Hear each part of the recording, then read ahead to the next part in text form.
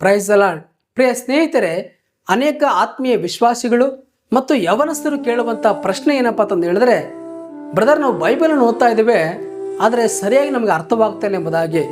ನಿಜಕ್ಕೂ ಬೈಬಲ್ ಒಂದು ಅರ್ಥವಾಗದಿರುವಂಥ ಪುಸ್ತಕನ, ಇಲ್ಲವೇ ಸಾಧಾರಣ ಪುಸ್ತಕದ ರೀತಿಯಲ್ಲಿ ಓದಿ ಎಸೆಯುವಂಥ ಪುಸ್ತಕವಾಗಲಿ, ನ್ಯೂಸ್ ಪೇಪರ್ ಆಗಲಿ ಇದೆಯಾ?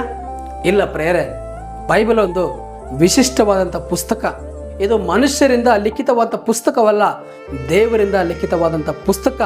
ಇದು ಪ್ರಪಂಚದ ಸಂಗತಿಗಳನ್ನು ಗೋಚರಪಡಿಸುತ್ತದೆ, ಮನುಷ್ಯರ ಜೀವಿತಗಳನ್ನು ಕಟ್ಟುವಂಥದ್ದಾಗಿದೆ. ಈ ಪುಸ್ತಕಕ್ಕೆ ಅಷ್ಟು ಶಕ್ತಿ ಇದೆ ಪ್ರೇರೆ.